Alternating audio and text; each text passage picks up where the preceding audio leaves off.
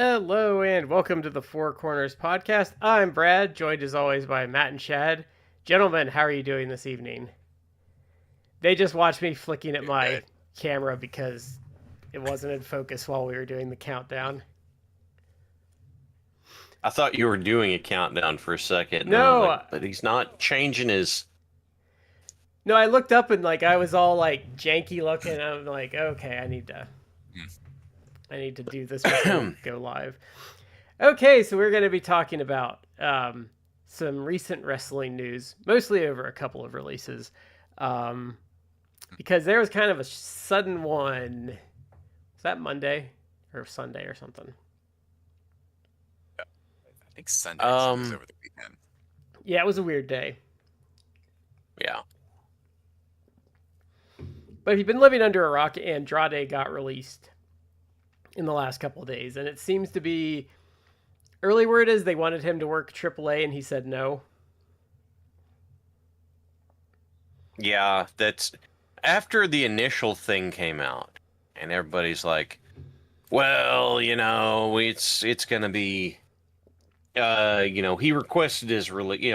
Everyone started speculating.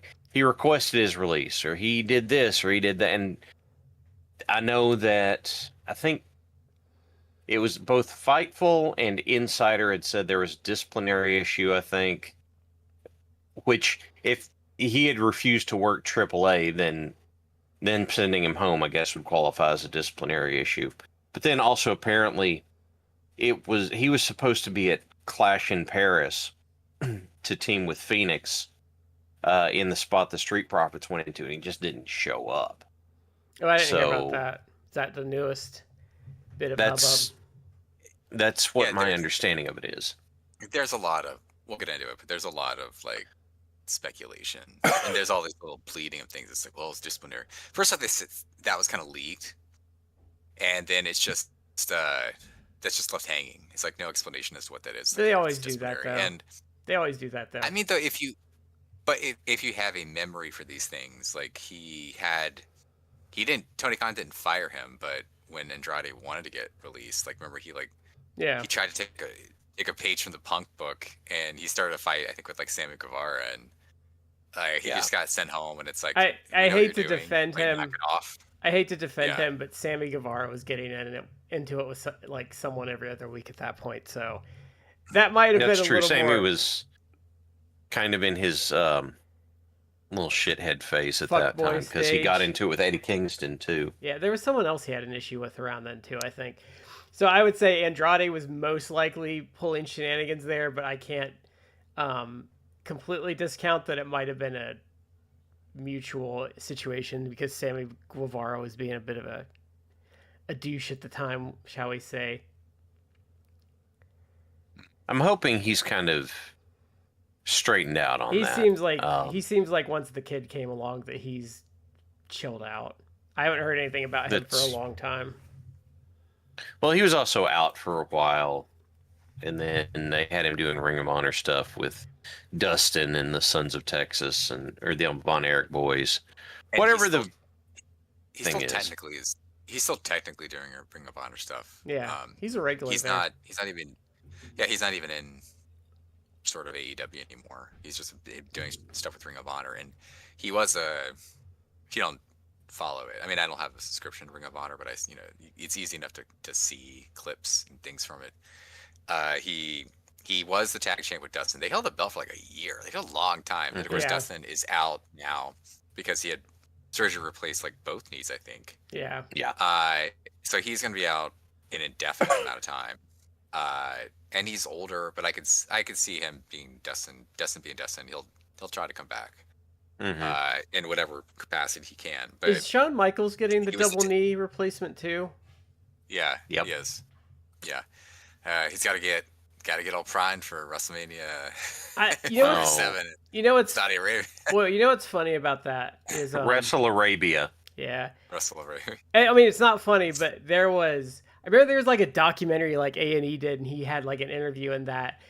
And this is probably from the late 90s. He's like, oh yeah, I'm probably going to need both my knees replaced one day. And it's ouch.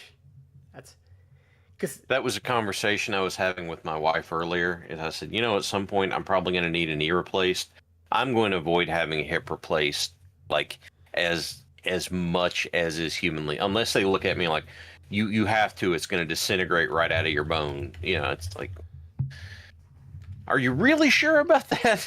Well, they want you to wait as long as possible, is what I've always been told, because the longer you can go, the better the technology gets, and the less likely you'll be to need like a replacement if you can get Yeah. Well, they don't even like, unless you have some bad issues going on. Like they won't even really replace it if you're of a certain age. Like you got to be older. And part of that is because like the higher the risk of there being complications, you need to redo the surgery down the road, which will happen. Like that's the thing about the human body. Like there's been amazing advances, but you are kind of meant to have all your original parts. So, it's obviously technology has advanced so far that we can. I'll have you know, I get along Yeah. great with my baboon heart. Yeah.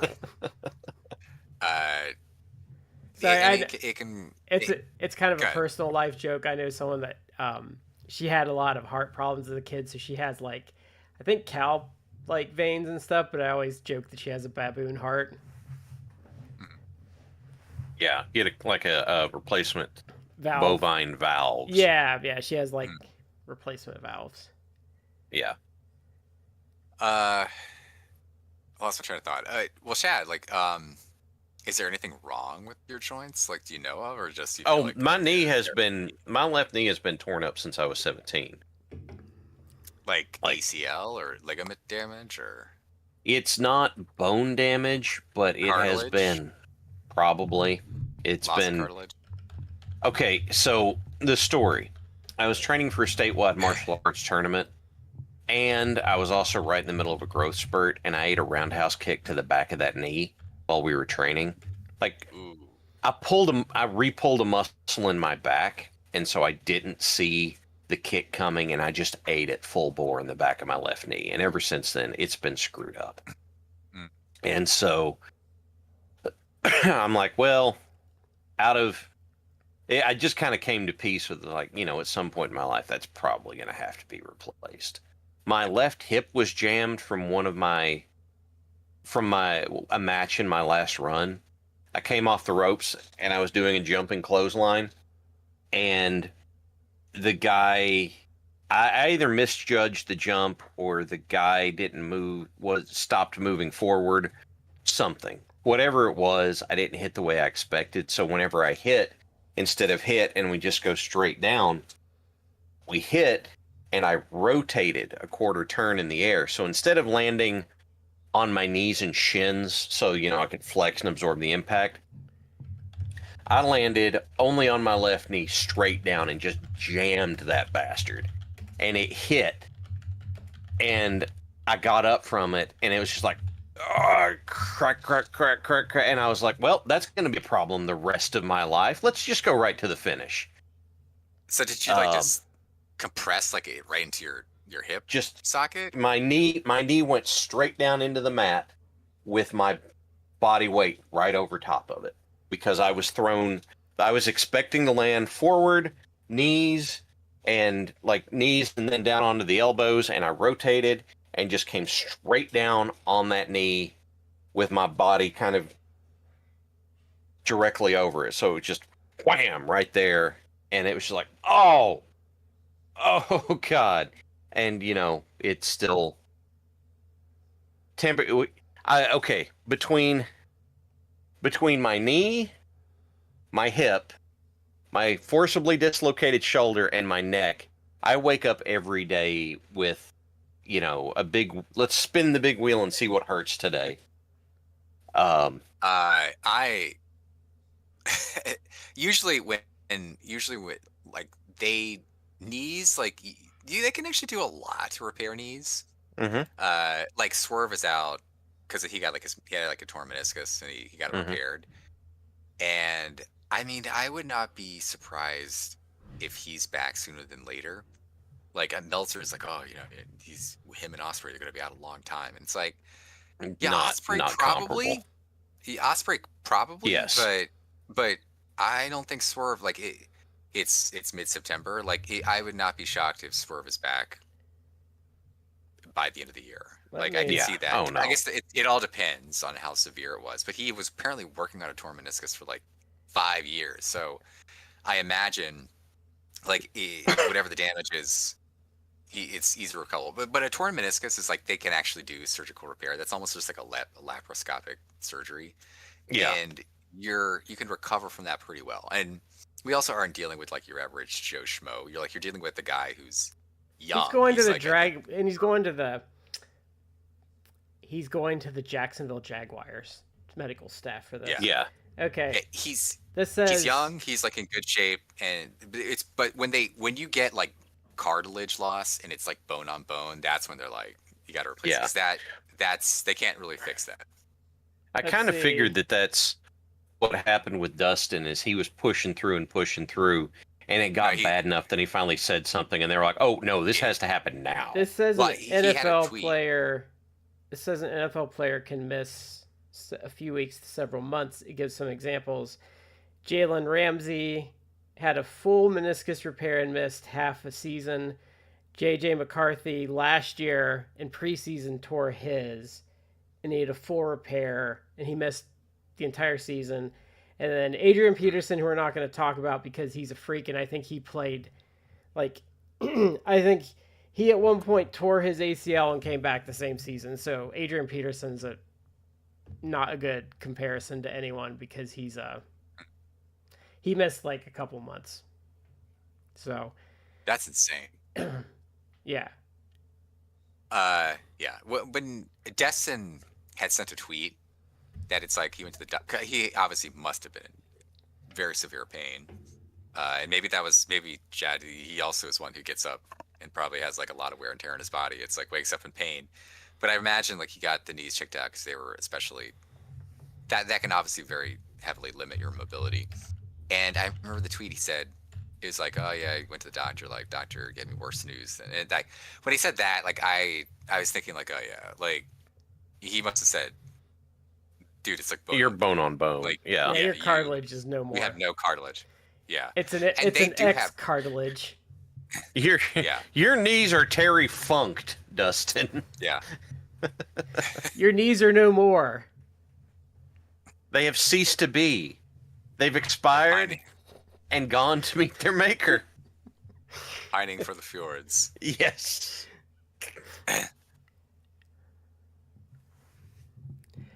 But it seems like and I imagine wrestling you could probably come back a little quicker than an NFL player because you're in a bit more of a controlled environment.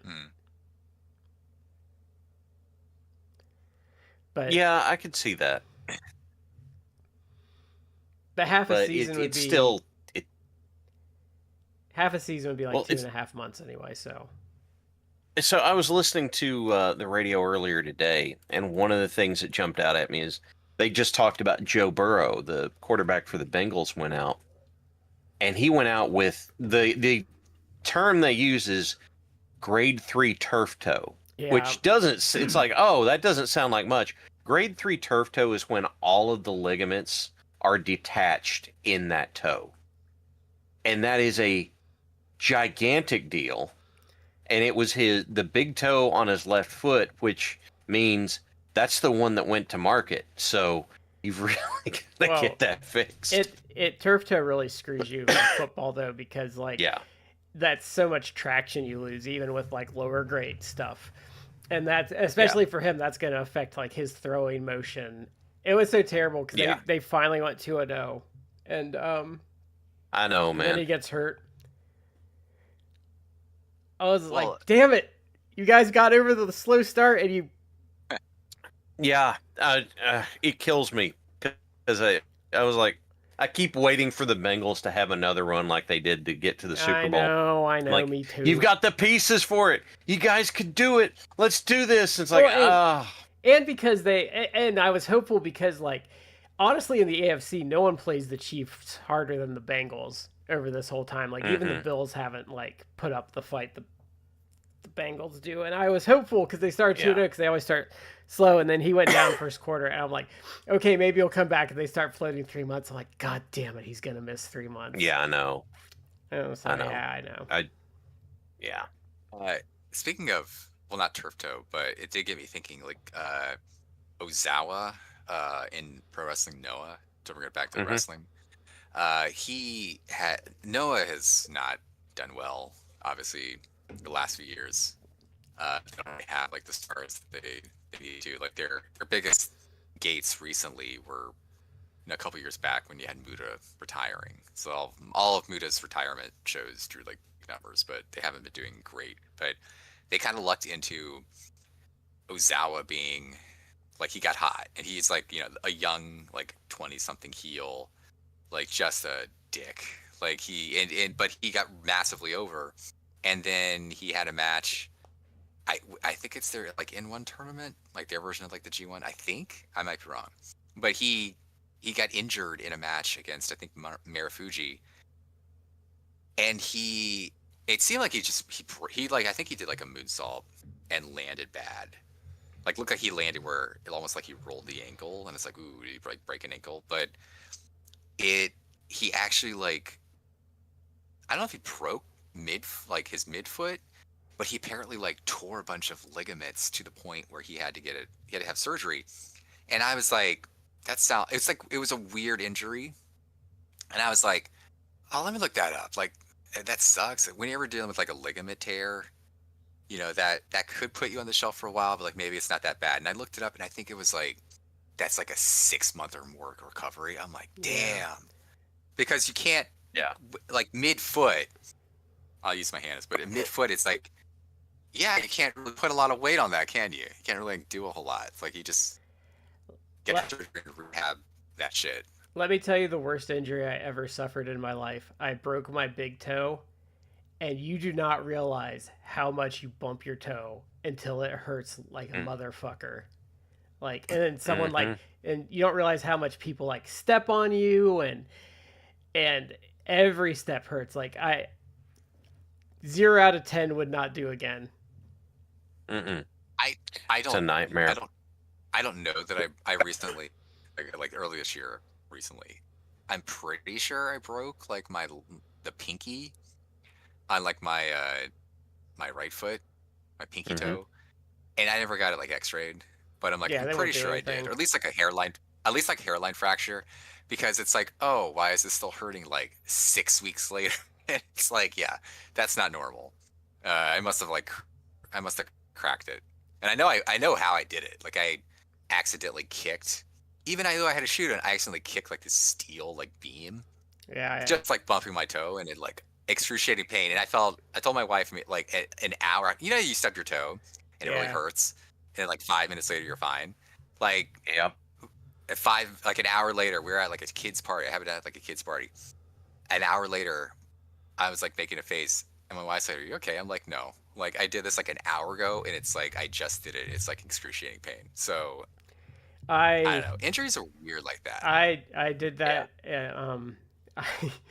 I was working at summer camp, and I was just off, and like I didn't have a shoe on, and I kicked this metal leg of a bench and broke all like the 3 inner toes on there, and they turned like dark purple. That wasn't as bad as the big toe though, because you don't stub those as much. So that kind of sucked, but it wasn't as bad as the big toe.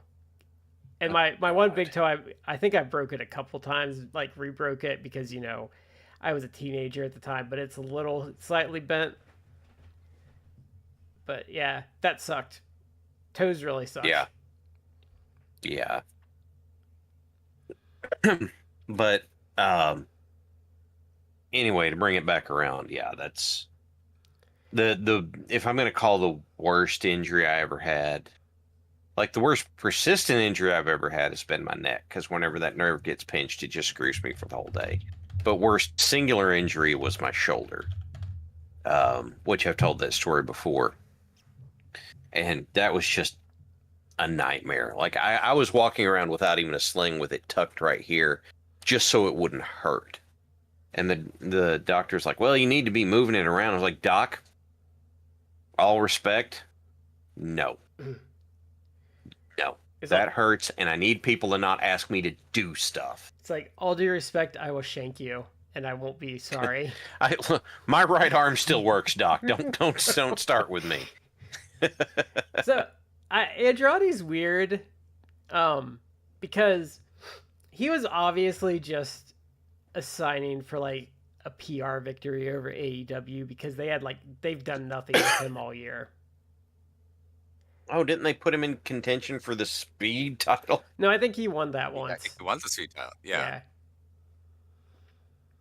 But I mean, he showed up at like the Royal Ooh. Rumble, and then they didn't do anything with him for like 3 months, and they had him tag teaming with like Ray Phoenix, and it's like, if you're in WWE and they want you to tag team with Ray Phoenix, like you're not Penta, like you're in trouble, because I will tell you there is few people lower on their totem pole than Ray Phoenix right now.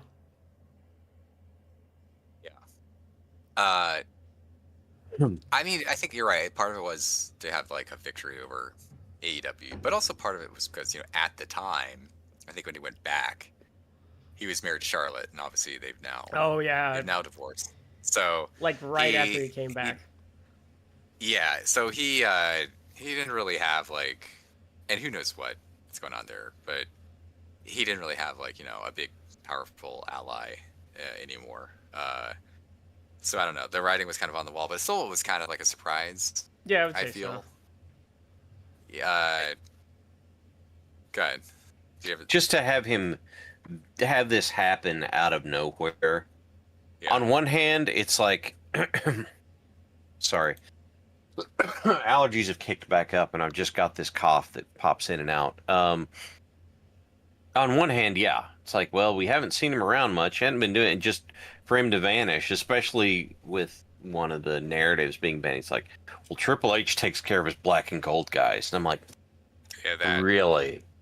But then, well, there's a problem. There's a problem with one of those colors you mentioned in Triple H, but we won't go into that. But the other thing that came up is, and I asked the guys before I shared it, I was like, when it comes to lucha stuff, how credible is Rob Viper? And I believe the answer was Lucha Blog. Yeah. And so Rob Viper tells this story, or he did this whole Twitter thread in 2022 about how he's this huge ego thing, and you can't trust him on the mic, and so you have to structure everything around him, even if he so that his ego is assuaged. And he's saying this whole thing about he's saying it's LA Park, and then he gets to the end of it, he goes, by the way, the above tweets are not about LA Park, they're about Andrade. Yeah, I thought something was up. Send him home.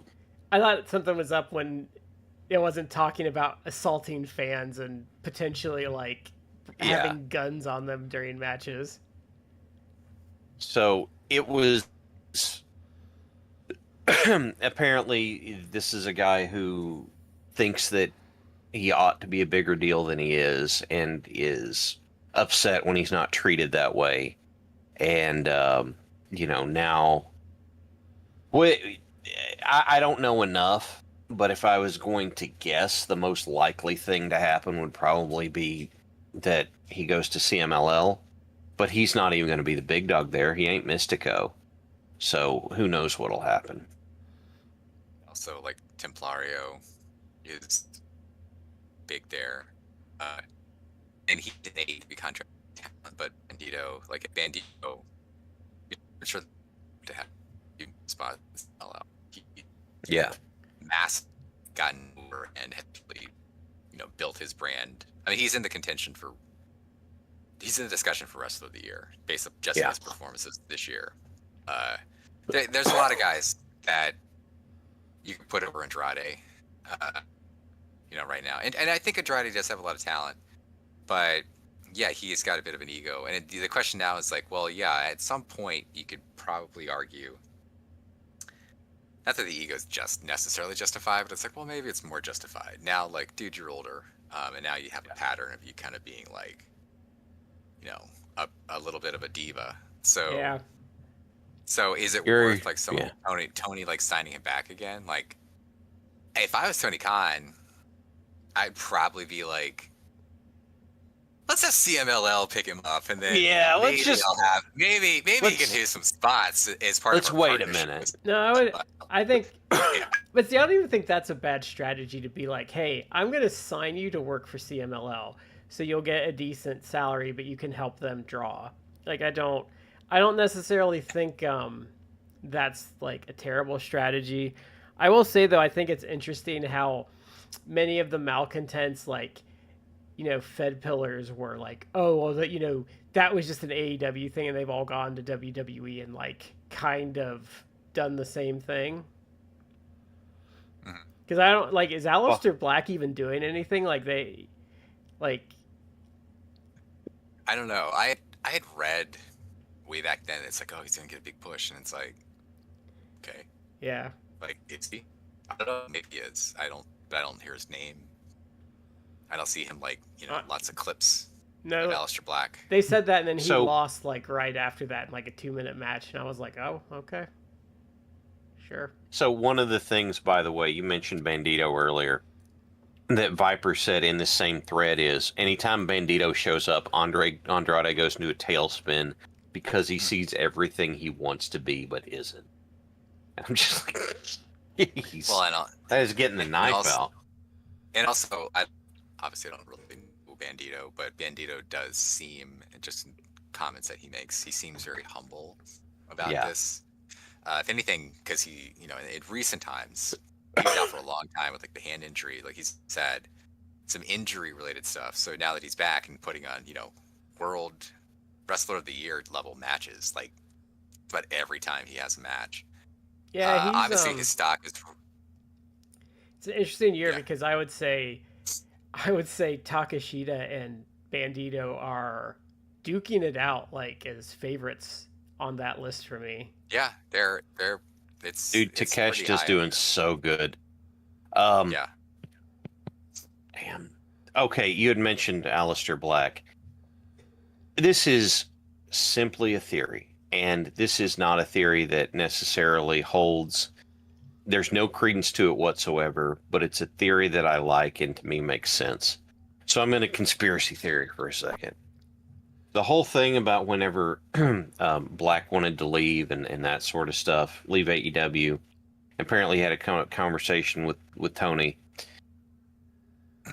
The theory is that Tony said to him, okay, you know what? You're showing, I'm not going to just let you out of your contract because you're having a hissy fit.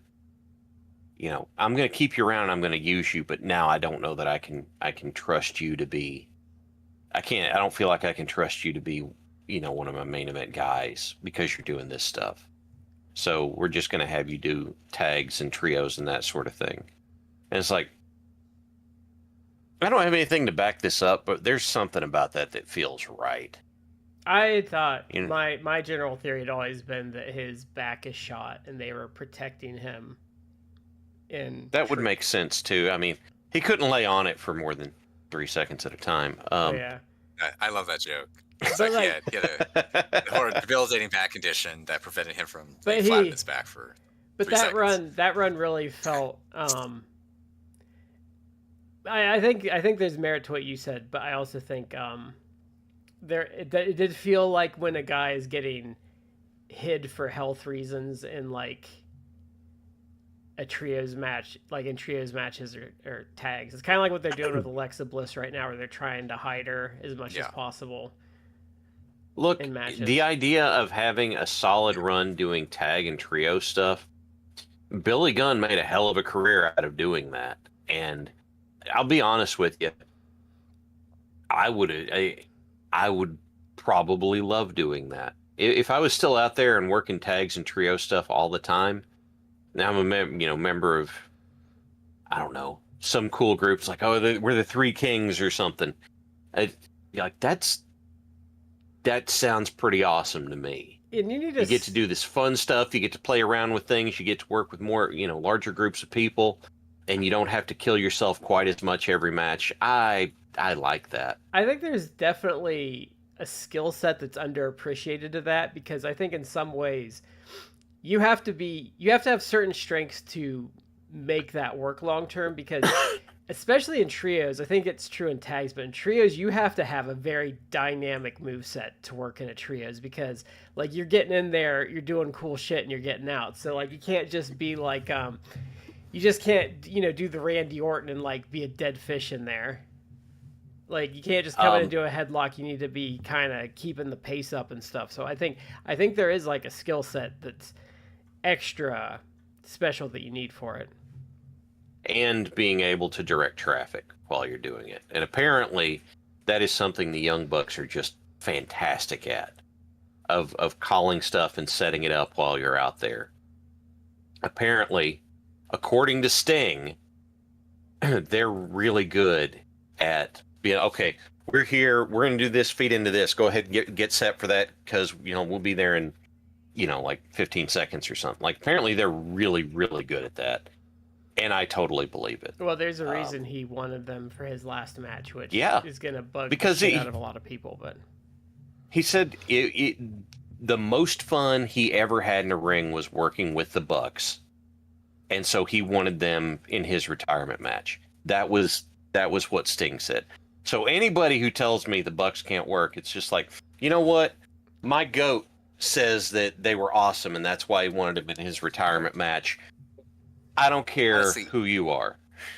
Anyone who honestly thinks like, oh, the Bucks can't work, like that opinion just, you should automatically discount that opinion and never listen to a single thing they had. Because you can say many things about the Bucks if you want to, but you can't be like, oh, they can't work. Like they have been phenomenal for, and certainly into their second decade, and they're phenomenal. It's also dumb because they don't watch their matches, because there was literally from like 2018 to like 2022, like at least once a month, people thought Nick legit injured himself in a match. Oh yeah, because he could sell like a beast. Yes, and he was never hurt. It's just like, no, he just sells really well. Like, thank you for finally noticing. And you can just tell when people don't watch their matches. I think it must have also been like a personal rib where it was like, oh man, like it was Nick, like, oh, he's got a history of a back. And he's like, he'd take a bump and he'd be like, no, there was one. He would take a bump so hard that his feet would freeze. Well, no, there was one in. There was one in New Japan on a Wrestle Kingdom. Shad, you'll appreciate this, where they went and did something and he kicked the ring post, and then the rest of the match was pretty much his leg just being destroyed. That's such a good setup. I love consistent selling like that. It bugs I know I've said it before, and I'm sorry, I'm repeating myself. But to have someone set up a body part as part of the psychology, I'm working your leg this whole match, and then you get to your comeback and you quit selling it entirely, just pisses me off beyond all belief. That, in my book, that's a sign that someone needs a lot of work. And to hear that he did that makes me happy. The match that we watched this year that made you really happy was the Luger-Wyndham match with the hand. Yeah. And it fucked his whole offense, and then the whole match was him trying to, like, not being able to put it away because he did not have his hand. Yes. I loved that. I absolutely loved that. Oh, that's such a good match. That's a really highly underappreciated match. It is so smart. That's the thing about it, is that it is so smart. And we'll get Matt back here in a minute. Yeah, he'll pop back in. I love... Because what happened? Okay, here's another great example. The Cody Rhodes TNT Open Challenge, when they brought Darby Allin in. What did Darby do that whole match? He worked over Cody's right hand, because so much of Cody's offense was using that right hand for strikes and stuff like that. So Darby took that away from him. They built a whole match around Darby attacking his hand. And that's great. That is fantastic. I love that sort of stuff. Give me more of that, and Cody sold it the whole time. Remember that? Oh, what? Remember it was the Doink and Kurt Hennig match, one of those that was excellent, where like they were doing limb work entirely around the Henning plex, where Henning was attacking the leg that he was going to grapevine, but then Doink was attacking his arm to try and prevent him from using the perfect plex on him, and the whole match Was he revolved- attacking his arm or was he attacking his back? I don't remember, but it was all so about. that he couldn't get him over. Yeah, it was all about the Henning plex though, and they were both attacking each other. One to get the move in, which I love that Henning attacks the leg that he's going to grapevine, because it's such a clever bit of psychology. Because then you don't have, you wouldn't have enough strength to kick out. And the other thing to that was at the time, Doink was using that stump puller as his finish. So attacking the back, it would make perfect sense with that too. Yeah. It was, and the fact that they just had a series of 3 matches on whatever the weekly TV was, and we're like, hey, you know what? We're gonna tell a story that arcs all 3 of these. I was just like, yes. That series. Give me more of that. I'm rubbing it on my gums. That series was so good, especially how Doink finally lost because he finally like went a little too clever and he got beat. Like that series is so good. And also, I do like it because to go along with that, I love the he stopped doing it later in his career, but when Ric Flair would do the shin breaker right into the figure 4, I always loved that like combo of moves. Yeah. Oh, that's a fantastic combo. It's the perfect setup for it. Because I think Jeff Jarrett used to use a chop block straight into it, right? Yeah. Was that right? I think so. I think that's right. I'm just going to say that's right. We'll go with that. Yay, Matt's alive. Welcome back, Matt. So the other release... You froze at the best time, dude. You were like mid-life, and then your stream froze. Like, that's a cell job. That is a cell job right there. But before we move on, can I mention one other thing about Andrade? Because like they mentioned like, oh, it's disciplinary, but they also... There was some. It's clear like the memo went out to like the WWE fan accounts or like the podcast accounts, whatever, just to shit on him, like to get ahead of the story because they're obsessed with that. Like they love taking that PR playbook thing. Oh, you gotta get ahead of the story. So they were like shit talking Andrade, or really like they have their like sycophants just like shit talking him. But they started to do like, oh well. One of his disciplinary things was a wellness violation. And they said that, and then they were vague. And then they had their, like, shill accounts. One of them, because I actually, like, noted this one. It's on Twitter, it's Best for Business, who is known, like, much like some of these other clowns, to be just an absolute, like, horrible account. It's like, total WWE shill, whatever. And the tweet he did was like, I hope Andrade gets the help he needs if this is true about the wellness violations, because this does not sound like stable behavior at all. And it's like, the way it's phrased, it's like, hope he gets the help that he needs. It's like, dude, he didn't get a wellness violation for smoking crack. Like, it's obvious what the wellness violation was. It's because, remember how Andrade used to look? He's like, he's on that AJ Styles gas. Yeah, I know, like but you can't convince me their wellness violations are legit when AJ Styles looked like he devoured old AJ Styles to get his new look. Yeah. Oh, I was going to say it's maybe the wellness violation was for not using enough gear in order to get big enough. Try you need to be bigger. Well, I've always there's always been a theory though with their wellness violations though that the stars don't necessarily fail unless it's like obvious because but like they use some of the smaller guys on the card to fail them. But I mean, like I think I don't know how I feel about that because I mean Orton's failed a couple times. Well, I think they've had to change. They rewrote the wellness policy in order to not tank him. Yeah. Yeah. But I don't know if I believe. I don't know if I believe. I don't know. I don't care if he failed a wellness violation, honestly. Oh, I can absolutely believe that he did. Yeah. And again, it's just like he was probably already in the shit house. So it's like they made an issue out of it. It's like, okay, you were going to suspend for like a month with no pay. when if Randy Orton or AJ Styles is somebody that they're constantly using, if they do it, they're just gonna look the other way. It's like, you got that John Jones like pulsing thing from like when you did those roids 10 years ago. Don't worry, you're fine. Yeah. You just ate something weird for breakfast. That's why. Yeah. That's all it is. I'm sure it's fine. What I ate for breakfast was a big needle in my ass with just squirting it full of juice. I don't know. It was kind of gross the way they phrased it. It's like it's obvious what the wellness violation is. And look, I like a love-hate relationship with. Do people even take those accounts like seriously anymore? Because I just see those types of people getting trolled endlessly on.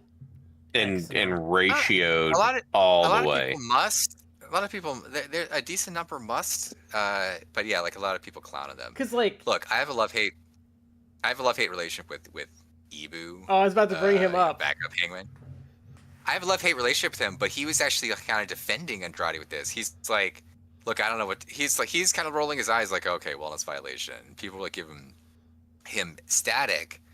Like one person, not him, but another guy, he was like, oh, you're glossing over multiple wellness violations. It's like, all right, now we've moved from like there is a wellness violation to multiple. It's like, where are you hearing multiple? That's nonsense. But anyway, Ibu is like, tested enough. I hate to break it to you.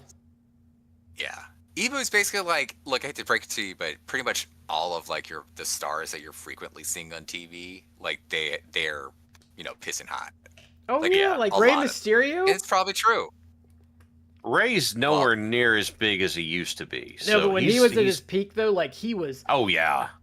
Oh, he was so bloated.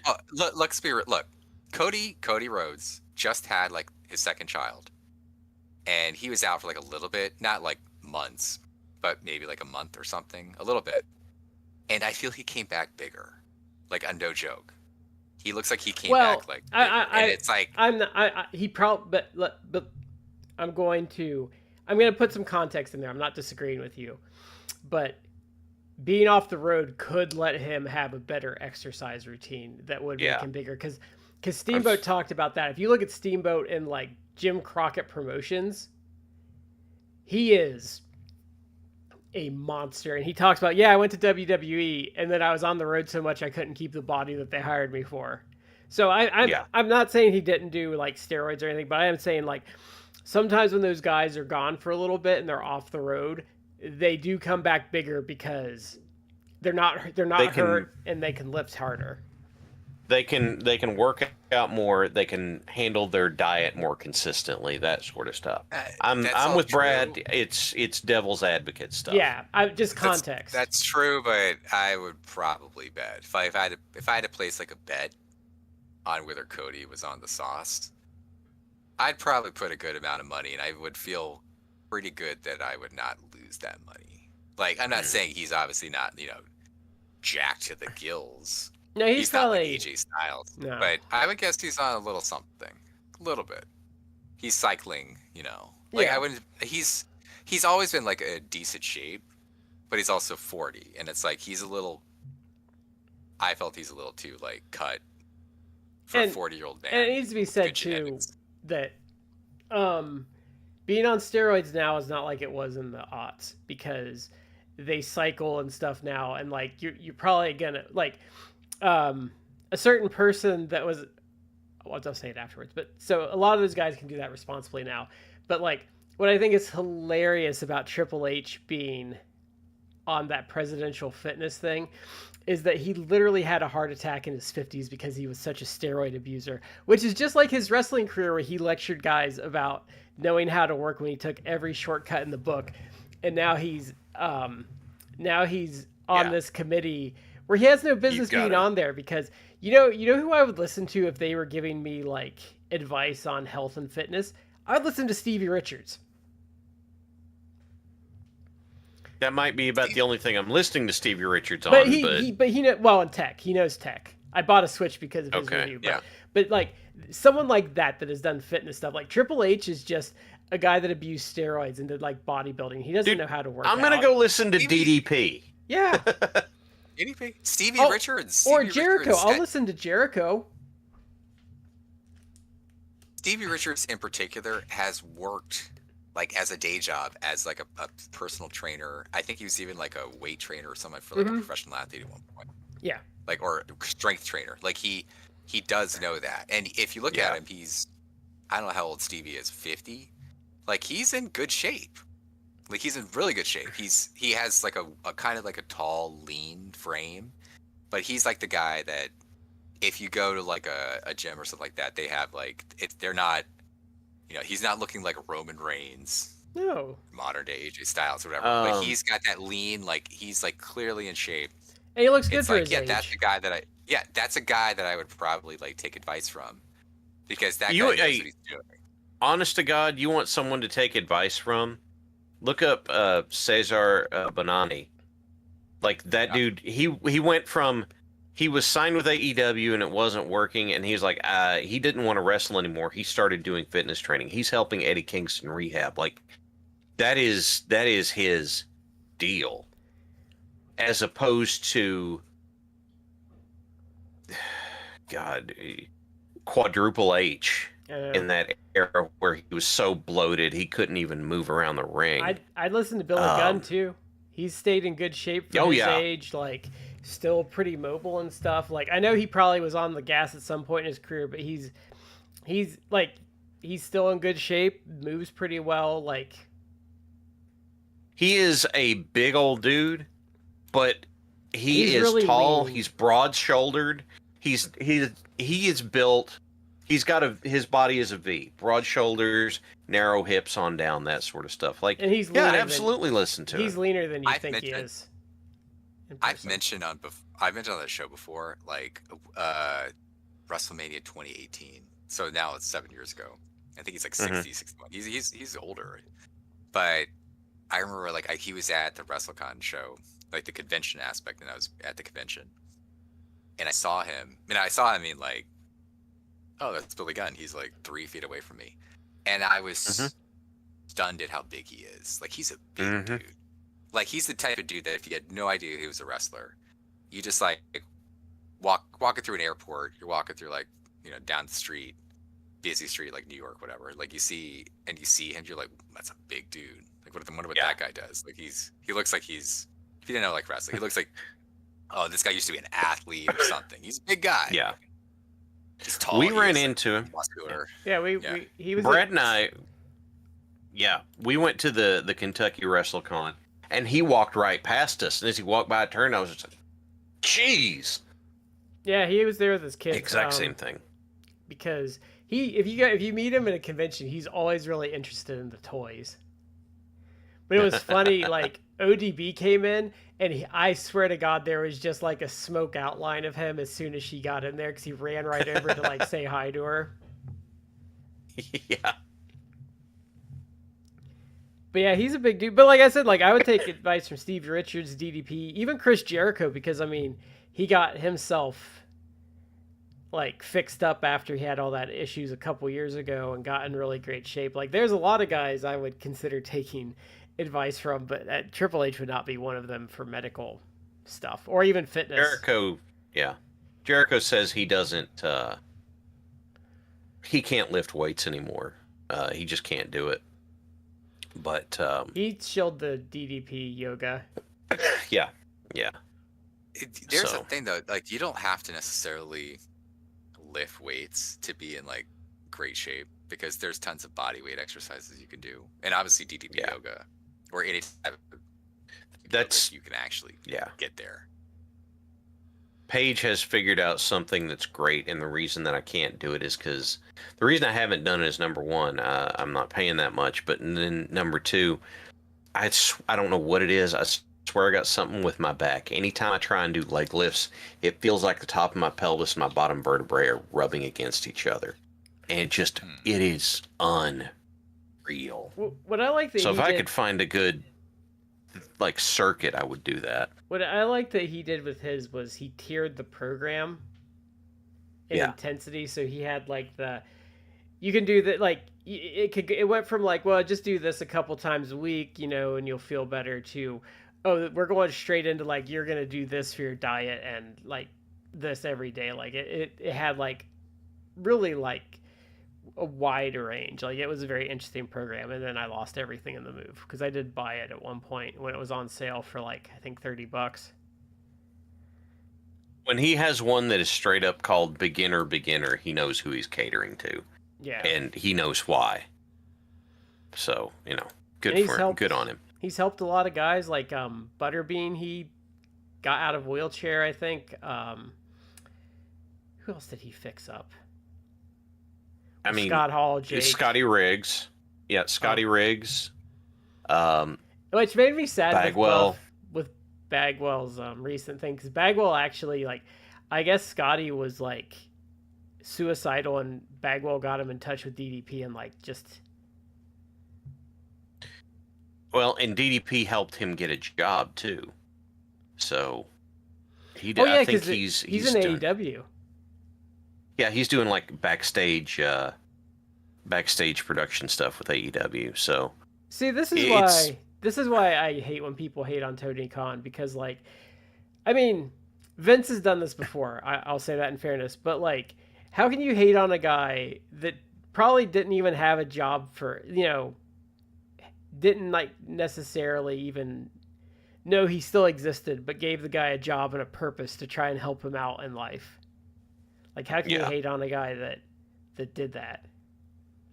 Yeah. Well, even like, Scotty Riggs was never like the most successful star, like the biggest star. He wasn't even at the level of like a lot of guys in like the Monday Night War era. He had a bit of a run in Furious, ECW. Like, that's probably his like. He had a little bit of, yeah. It wasn't great, but I mean, like, Scotty Anton was like towards the end. But yeah, he did have a bit of a run there, and I mean, he was okay. He was fine. Yeah. He was a carpenter, and you need carpenters on your card. Not to fluff about Tony Khan, but the one thing I had read, which I thought, like, this is like, again, people who like mock Tony Khan, hate on him. Like, I get that Tony Khan. No one is saying he's the absolute perfect boss, and he does some things which I think he should change. Like, if you're not going to use someone, lessons. Yes, but if you're not going to use talent, you're not going to re-sign talent, whatever like that, or whatever. You don't ghost them. Have someone at least be in communication with them and be like, look, there are things that he could do better. But overall, like, in terms of wrestling bosses, he's probably one of the nicest, most ethical person, one of those type of people that we have seen in maybe forever. But one of the things he did that you didn't hear about, he didn't say anything about it. She said it after the fact, back in the day, like a couple years back. I don't know if I told this story before or mentioned it, but Rita Chatterton, the one who still to this day, now 3 decades later, says Vince McMahon raped me. Like, he did. Like, and she has not changed her story.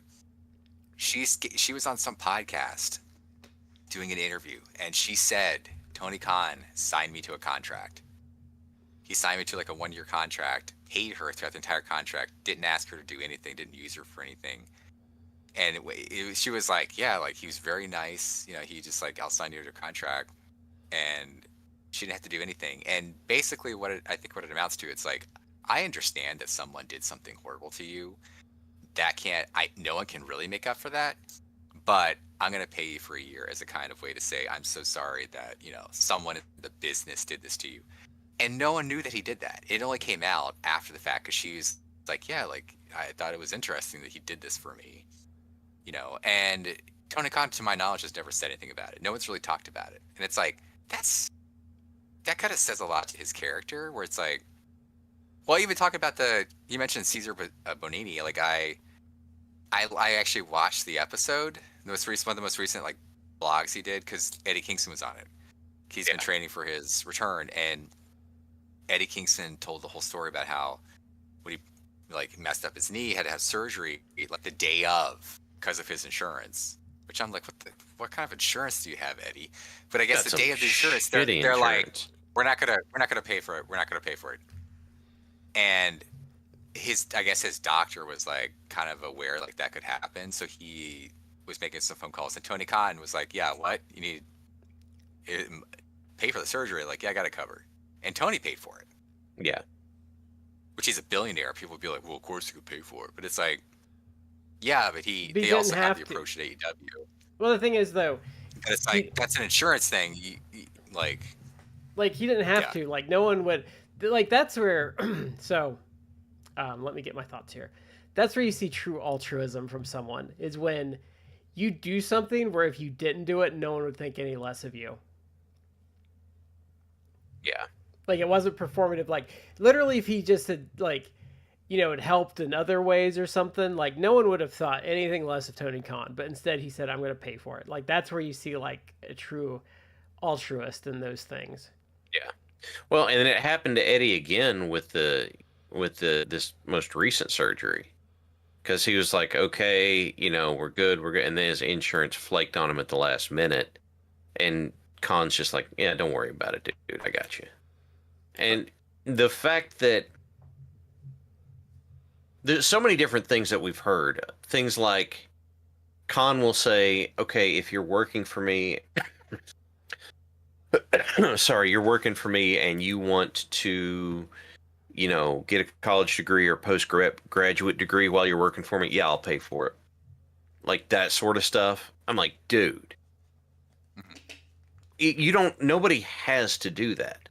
But guess what? He made that offer. He told Private Party, he goes, if you guys want to go to college, and then I might get the story wrong, but if you guys want to go to college and then come work for me, I'll pay for it. And I think they said, well, we appreciate that, but we really want to wrestle. All right. I think Dax caused some consternation a couple months ago because I think when he got into it with that one idiot, I don't remember his name because he's not worth remembering, but he pretty much said Tony Khan's the best boss I've ever had. Like, so shut the fuck up. Was it Jimmy Corderas? Probably. Yeah. Ex WWE referee. Yeah, but I know he caused some upset with that. Yeah. I looked up the quote because I'm like, I remember there was a quote for this, but it was, I guess, it's by famous American evangelist D.L. Moody. But his famous quote is like, character is what you do in the dark. Meaning, when no one is around to see you, how do you act? And it's there's a lot of stories that you hear about after the fact where Tony's just a good boss or just a compassionate human being to people. We're saying like we're just like, it's the Tony Khan love fest, but it's like I think it's notable because it's refreshing. Like this wrestling can be a really scummy business. So it's refreshing that you have a guy who seems like he's at least like a semi-decent human being. Yeah. And the people who work for him seem to be appreciative of that fact. Because a lot of them like have probably seen really horrible people. So, Yeah. I had the promotion that I'm working with now kind of did this little fantasy camp thing with some kids who came to be like, oh, what's this really like? And one of them said to me, he's like, oh man, this is my dream. It's what I want to do. I said, listen, I'm going to tell you something that some people aren't going to like. I say, if it's your dream and you want to do it, that's fantastic. Work hard, work at it, get there, have a backup plan. Have a backup plan. Like, go to school, get a trade, get a license, something, because we never know what's going to happen. Yeah. And you've got to be able to support yourself if you can't keep doing this. You see that a lot. And there's also no guarantee you can support yourself doing this.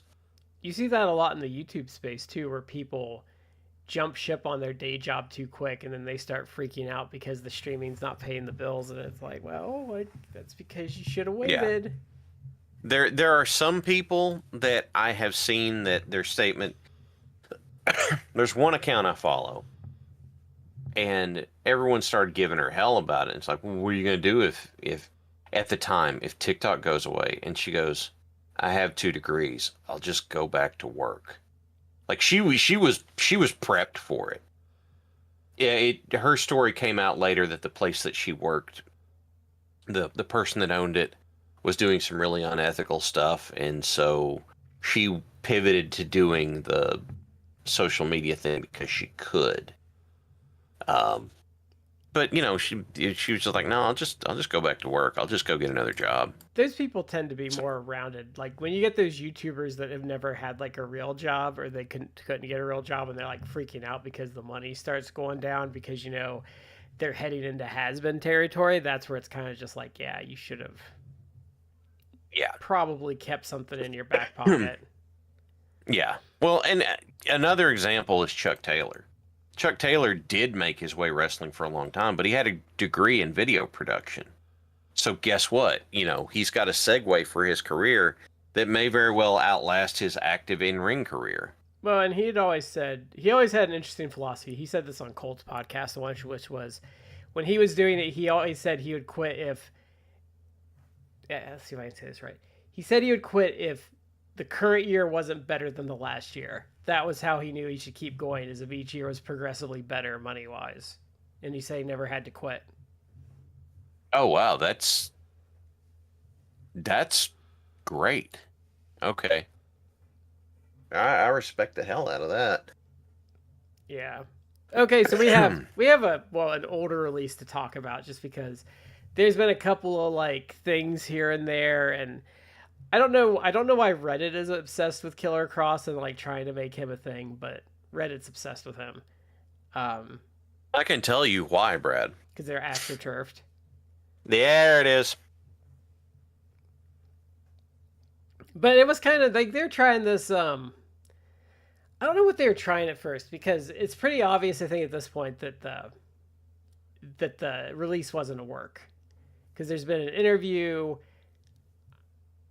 I will say I totally thought it was a work, because I totally thought that they were kind of trying to play into the whole, like, you know, like astroturfing, like trying to give him buzz and trying to do a whole like work shoot type of thing with him, and that he was the one they used just because timing wise, like his contract was running out. So, you know, and he was on TV, so yeah.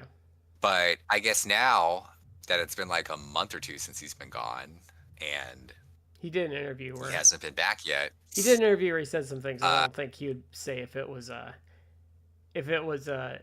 work shoot, he wouldn't have said those things, because he said some less than positive things about Triple H, and if it was like a work shoot, like you wouldn't be allowed to say anything negative about it. Yeah, he burned the bridge behind him, right? Well, I don't think he burned the bridge. I think he was just honest and didn't suck Triple H's balls like they would have him if it was a work shoot. Okay, fair enough. But so I don't remember. Did he say what the problem was? I don't remember, because the interview's been a little bit ago. I have assumed that they did not want to re-sign Scarlett, and that was the sticking point. That was something that I did see, and let's be real. People are like, I think their head, maybe they're just not aware, and maybe they don't. They just watch the TV and that's it. They don't follow like the internet wrestling stuff. But at the same time, if you're going to comment like on Twitter, you're at least part of it, right? You're part of the internet wrestling community, so you should know. You should be a little more aware. But I saw someone today, because Toni Storm gave an interview. She was on Sandman's podcast. I didn't even know that was a thing. Oh my god! But they have apparently like she's like in the interactions she's had with Sandman, they have like oddly good chemistry together. People are like, oh, it's really funny. Anyway, the whole story where she's like, I'm going to be with AEW like for the rest of my career. Like, she is very happy with AEW, and why wouldn't she be? Because she's been featured extraordinarily well, is arguably one of the best wrestling characters of the last like 10 years. Like the timeless Toni Storm. She might arguably be the biggest women's draw in wrestling right now. Yeah, like she's really made it, and so she's happy in AEW. She's saying like, I love working at AEW. Like, I want to continue in my career there. I don't want to go back to the WWE. And obviously that bristled a lot of feathers. And someone commented, it's like, oh well, you know, wait till that TKO money like gets offered to her. And it's like, you all aren't paying attention. The whole reason why TKO wants to destroy AEW is because they don't want to have to pay people jack shit. They want to pay them pennies. And they can do that if there's no real competition. If the competition is like TNA, who they'll basically own, if not actually own, like in all but name, own. So I can absolutely believe that they were willing to re-sign him, probably for less money. But they were probably like, what does your wife do? And she doesn't, she's trained, but they never have her like working matches. It's not even like a Selena Vega who's not good, but But Selena Vega still actually goes out works. Yeah, she actually works. She's not just like a valet. But I think I can believe that was a sticking point where they're like, we'll hire you back. Not her. We don't need her. And I think that is a big deal. And they're married. Like, he can't be like, okay. Like, what's he gonna do? Like, that's his wife. He's got to stick up for her. And it's also dumb because well, for one thing, we know they've been lowballing people all year, so that's not a shock. Yeah. But also, like, think about it from the human perspective. So they want to lower your money, and then they're going to get rid of your wife. So then, not only is your pay going down, but your wife's pay's gone. So that's probably like, that could be almost half your income, depending. I remember part of it was they sent him a contract and he sent something back to try and negotiate, and then they never talked to him again. That sounds like a and so it, to me, that sounds like, oh, here's your contract, and he's like, yeah, this is a pay cut, and I'd sure like to be able to make closer to what I was signed to. And then they just never answered him and let it run out. That kind of reminds me of, it's been probably like a year or so, but it still would be under like the TKO era that they had Donovan Dijak. Like, and I think he was like, my contract was coming up, and I even like, wanted to do negotiations, and they just like didn't respond. Yeah. And it's like, oh yeah, okay. Like, that should tell you, like, if they're not willing to negotiate with you, then they're not going to negotiate with you. Yeah. Like, it's not like a back and forth. Wait, hang on a second. Let me see if I got this right. Are you saying that they ghosted him when it came time to re-sign, and they didn't want to re-sign him? Someone there, I think, is at least somewhat savvy enough that they know that there's certain people that, like AEW, Tony Khan, like, they're not going to be like, they want them. Like Killer Kross, like, no. It's shocking how, well, he's working for Defy, but like, he has not had many takers. I think they're asking for a lot, but like AEW just he's not like, Cross's problem is he's not good. He also torched his way out of TNA on the way out. Oh yeah, that too. That he torched his relationship with this other company. Because they signed a contract and they were immediately bitching about it.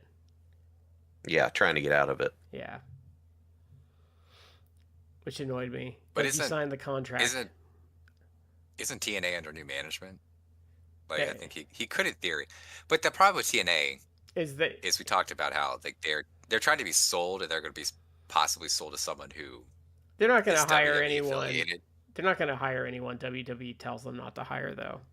Yeah, exactly. Yeah. But it seems very much that TNA is quickly becoming like they're the dumping ground for people that WWE might kind of still want to have under some sort of contract, but not their contract. They want you at like a paltry TNA contract. So it's like, Killer Kross, you're not worth like a 6-figure salary or double 6-figure salary between you and your wife. Like, maybe like TNA will give you like $100,000 a year for like 3 years. Take it or leave it.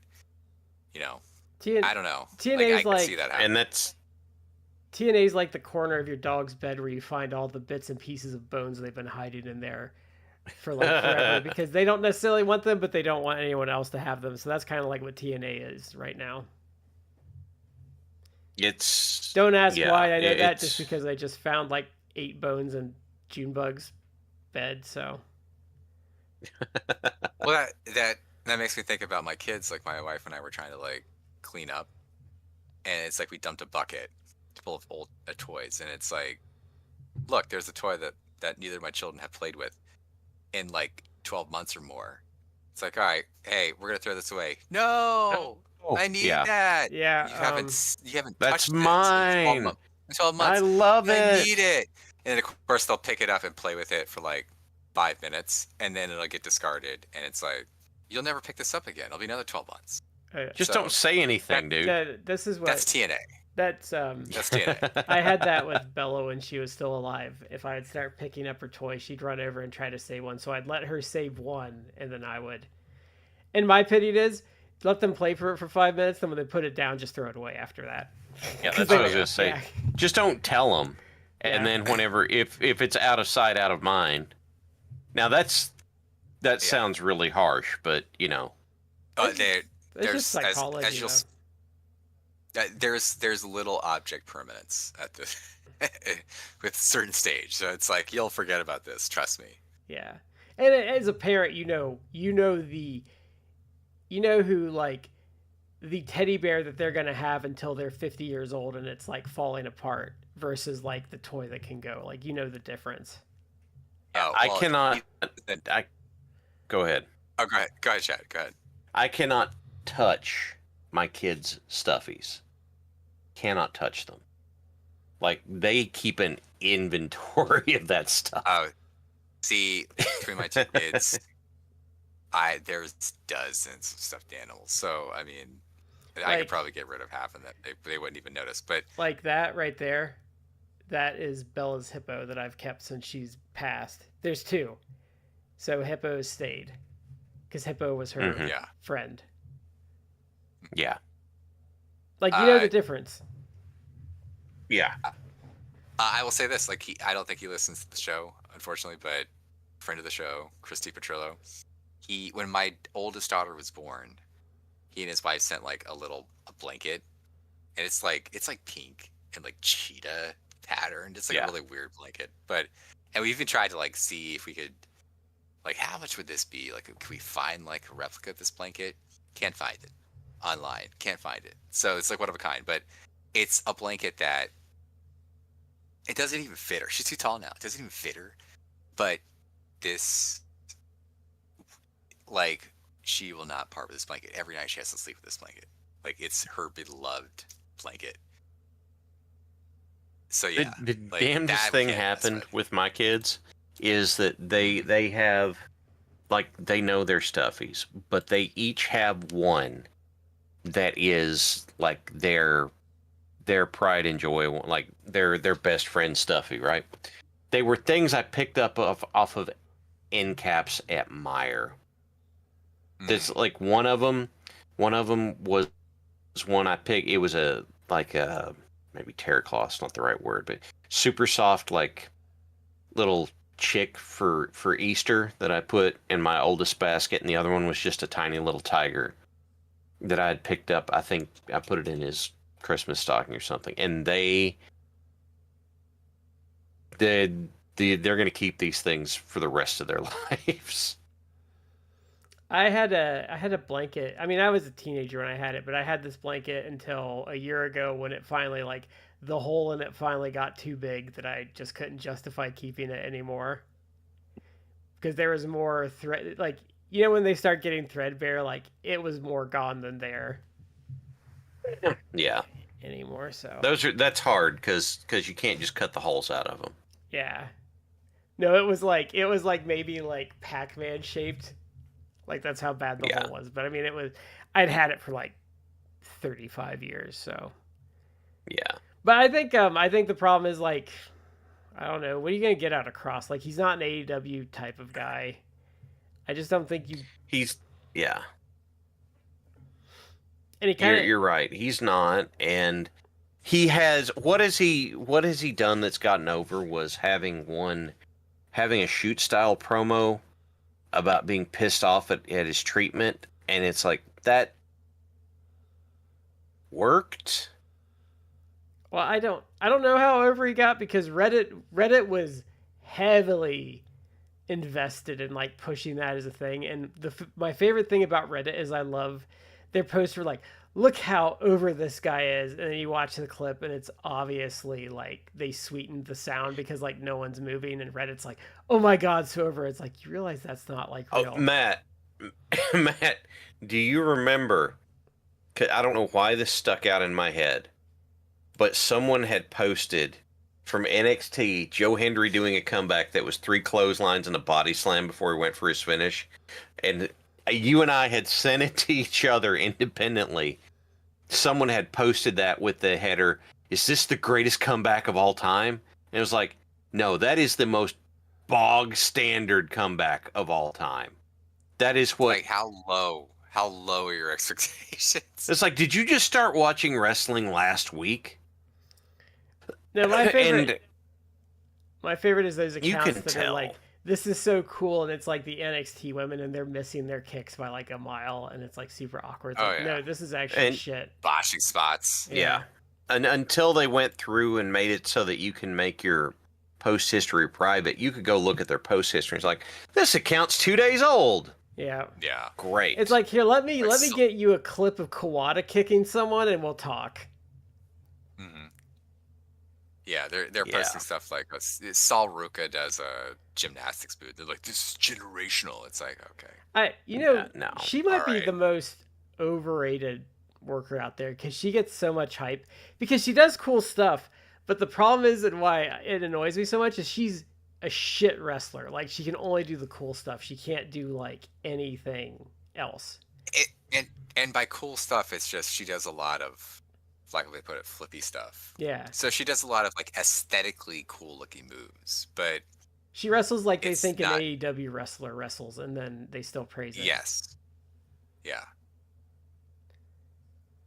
Yeah. And like, I don't even think her flippy stuff. I mean, she's obviously very physically talented, but like, even a lot of her flippy shit isn't that good because, like, one, you need the foundational stuff to make the flippy shit like look okay. Yeah. Because like sometimes you're just doing illogical shit. Like, I know Shad and I bitch about him all the time, but it's like he's gotten better. I know. I'll say he's gotten better, but like, 8 years ago when Zack Sabre Jr. was doing his grapple fuck stuff, and like, you're like, you've never grappled with another human being in your life. You would not be doing this or thinking it works. It's like, dude, someone would just stand you got up, a hold of their wrist, and you're spinning around on the mat. They're gonna drop an elbow right into your throat. Yeah. I like this wrestler, but he was doing a lot of like old school like Johnny Saint stuff, where it's like, let me like twist you into a pretzel. It's like, yeah, that's actually like that's fun. I like it when Johnny Saint does it, but it's also like, as soon as you start like twisting around, I would just punch you in your face, and then that's the end of that. Well, the difference between Saint and him though is Saint stuff it looked better, but you didn't have MMA to understand how that would end poorly for you. Yeah. Like, that's what the problem with Zack Sabre Jr. is. Like, no, I've literally had 20 years of watching MMA now. So I understand that, like, you would literally get your head kicked into the third row if you tried this in, like, a real situation. Yeah. But, yeah, so those were the last two releases. I think it's been kind of a fairly boring month of wrestling. Like, I know everyone's talking about like the WrestlePalooza versus like AEW thing, but I just don't care. The WWE show looks like... Oh my god, check this out. There is stuff for WrestlePalooza that they didn't get the ESPN stuff online to be able to broadcast it properly. Like, the whole big thing about WrestlePalooza is going to be on the new... They don't have whatever the new place, ESPN... Right? I don't know if it's the deals in place or the technical stuff. I think it's the technical stuff they don't have set up, but... I think the deals, because Meltzer said something. It's like that they have to make like deals with like Comcast, for that to actually happen. I think it's both. I think it's both technical and like the deals. Like, I don't think the technical stuff will follow without the deal. It's like, well, yeah, my app, in theory, I can have my developers with my app create, like, you can watch that content on our app, but we don't have a deal in place, so I'm not going to, like, waste time having my coders, like, code that shit into the app. So you got to make a deal first to even do that. But, yeah, they obviously, they tripped over themselves to counter-program AEW All Out. And I agree in a part with Brian Alvarez, who said back in the day, like, Tony Khan shouldn't move it. The audience, basically saying, like, there isn't this huge overlap in audience. Meaning the people who are going to actually pay for an AEW pay-per-view are going to pay for an AEW pay-per-view. Like, they're not going to not pay for the pay-per-view so they can go watch WWE. Like, they don't want to watch WWE. Like, that's the point. And Dave Meltzer, is very, like, he's a little close-minded with that stuff. It's like, no, they got to move it. Like, they got to move it. Like, people going to choose a WWE. And it's like, I'm telling you, I'm more of an AEW fan than watch WWE. I'm financially probably not. I'm not going to buy the AEW pay-per-view anyway because financially, like, doesn't make sense for me to do it right now. But I'm for sure not going to buy WWE. Like, I'm not going to pay $30 for ESPN to watch this pay-per-view. No, and the other thing is, I'm not going to do it. The thing that Meltzer doesn't understand, though, is I think he's a little.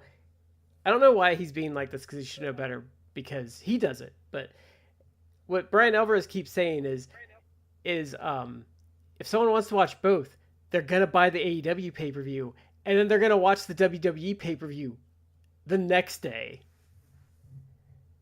Yeah. I heard the discussion. I think it was through the flagship because they were the first people I heard discuss that AEW took All Out and then moved it into earlier in the afternoon because they could. And supposedly, if there had been enough lead time, WWE would have done the same thing, which to me just would have looked so Bush League of them chasing after them to try and counter-program them. But I found the thing that I was looking for, and I'm sorry, you guys are right. Comcast and YouTube TV subscribers do not have access to ESPN's new app, which airs its first PLE this weekend. So a big chunk of people that would be using it don't have access to it. So do they have to pay for the... I swear. Do they have to pay for this show, or is it like... So there's the new ESPN app is apparently, unless you have a certain cable package, and then you get it for free, you have this app has a $30 subscription to it. What are they doing? The ESPN app does. No, but it's ESPN as a whole. But what I'm saying though is, what is WWE doing?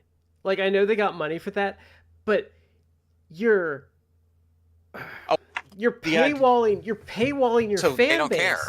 I know they don't care, but like, what are you gonna do when the product's cold in a year? This is pay-per-view stuff, so they don't care. They don't care. But you've already trained your audience. When the product is cold, they will sell it. But they're gonna sell it to like the Saudis or somebody else. The problem is you've already trained your audience that those cost $10, and you've been giving people $10 shows. Are they going to up those to be worth $30? Because that was the thing that we... No. I guarantee their they thought will not. is I guarantee they will not.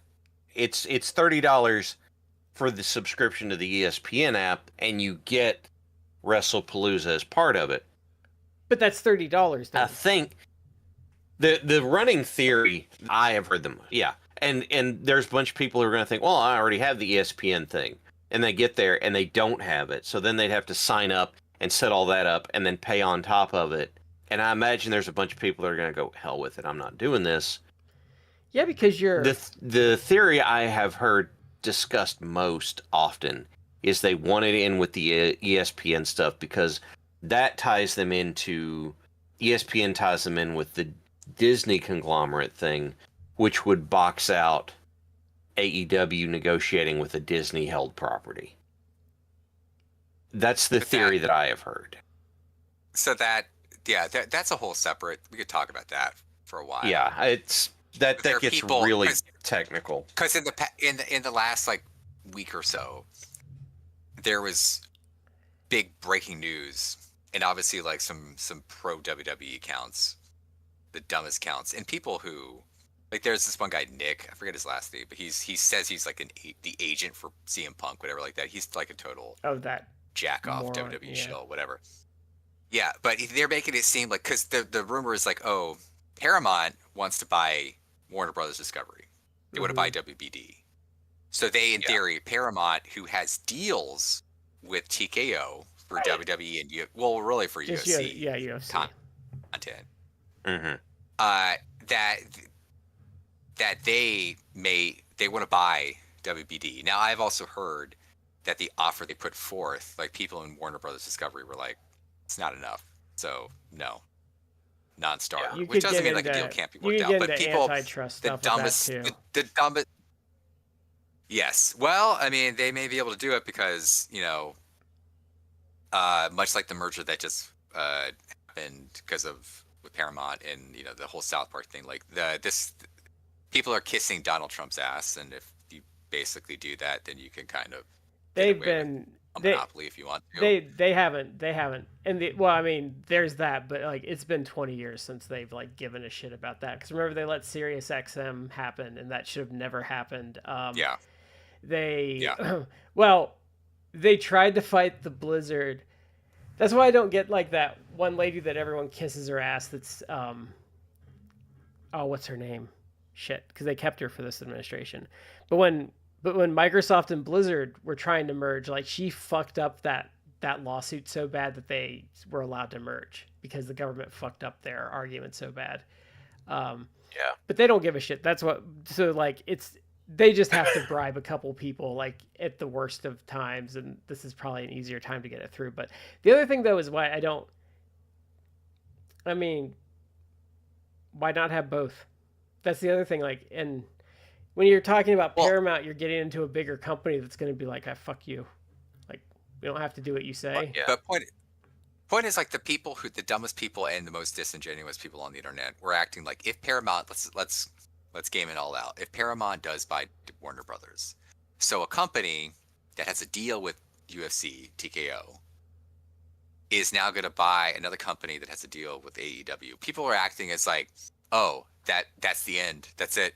AEW's finished. And it's like, so you're trying to tell me that a company that doesn't own TKO, it isn't TKO, it just has a deal with them, that they're now going to go to this other company, which they will now own. It's an asset to them. And look at AEW, which is making them money because AEW is profitable to WBD. And if you don't think that they are, then they wouldn't be constantly promoting the show. Well, and giving them all sorts of opportunities. When they were really like slashing and trying to get their capital fixed a couple years ago, like literally the only thing they said something nice about in that run was AEW. Yeah, that was like the one thing Yeah, it's an asset, not a debit or and, credit. And they drive the desirable demographic to them, like, and that's really hard to get. Yeah, they're making money. So you're saying that Paramount, who just has a deal with TKO, TKO doesn't own Paramount. They're not influencing Paramount. That now they're gonna go and be like, yes, well, AEW is profitable to us, but the UFC company doesn't like them, so we're gonna cancel. It's like, let's be for real. So, like, you're now the world of business.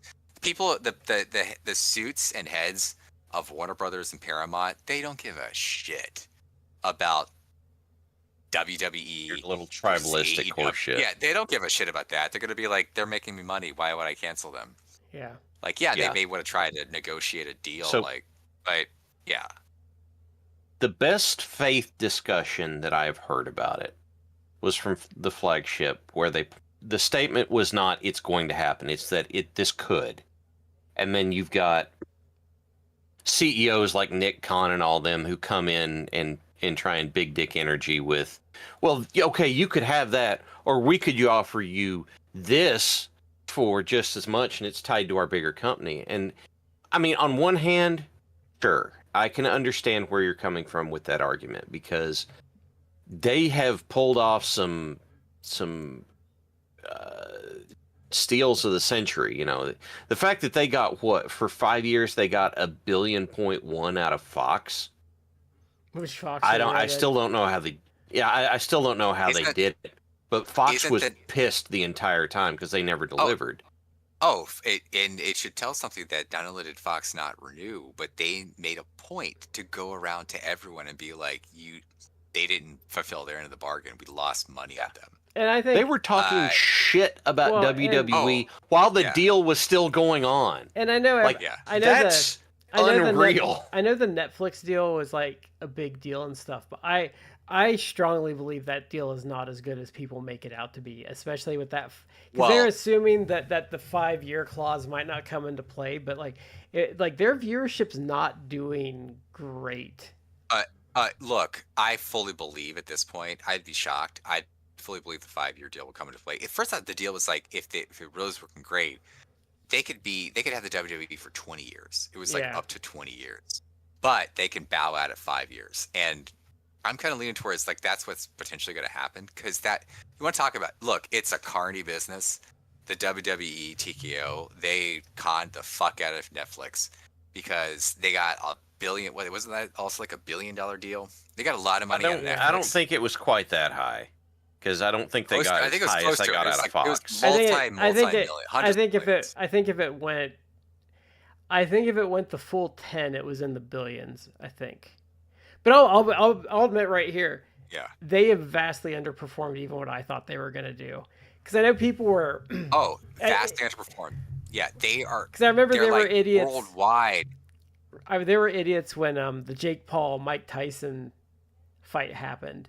Like, oh my God, does this mean WWE's gonna have trouble together? Like, no, they didn't even get like 10% of it. I'm like, no, at best they're gonna do 12 million. Like, they're only gonna get a fraction of that. Like, they're not gonna get 60 million. No, they're not gonna stress the thing. Like, they're not that big. Because I had said, I think I'm even on this show saying that I thought they were going to get between like 8 and 12 million, and then erode a little bit from there. And they did not even get close to my estimates. And I thought I was being cynical, thinking 8 million was like what they're going to get. Because like when you were thinking, like I was thinking like, okay, well, they have all those global people checking in. There'll be a lot of curiosity, some lapsed fans coming in. So that's what I had thought was going to be like about what they got. And I was way off. It's been dropping since the beginning of the year, and they're at like 2.4, 2.6 globally. And I think we talked about in the show like in the last month or so, some figures have come out, and Netflix is like they're playing like fast with it. And Meltzer's talked about this a lot. They're playing fast with the numbers, but it's credible to say that they're probably day of or live. They're not even pulling in like 1 million viewers. And I can believe that, and I would have to argue that if that's true, and I think it is, that much like in the past, like when you change stations, sometimes you lose people. But this one, I think it's like when you had Raw was WWE, predominantly like an older fan base. When you move from cable to an actual like a paywall to Netflix, maybe those people had Netflix, maybe they didn't. I think a huge chunk of people just like, all right, well, I guess I'm not watching anymore. Well, if you're like, and that was the end of that. But like, think about it this way. Like, think about if you don't have Netflix and you're let's say you're like 62, you're staring down retirement. Do you really want to add $18 a month just to watch Raw? Because you're staring down being on a fixed income, and you've got to stretch your dollars as much as possible. Like, even if you make a decent amount of money, like you got to start thinking like, well, do I really need to watch that? And I think there's issues beyond that too, where because other sports are having this issue other than the NFL, is when they go to streaming, it's really hard for the audience to come over because I think it loses its urgency when it's on streaming. It doesn't feel like as much of an event.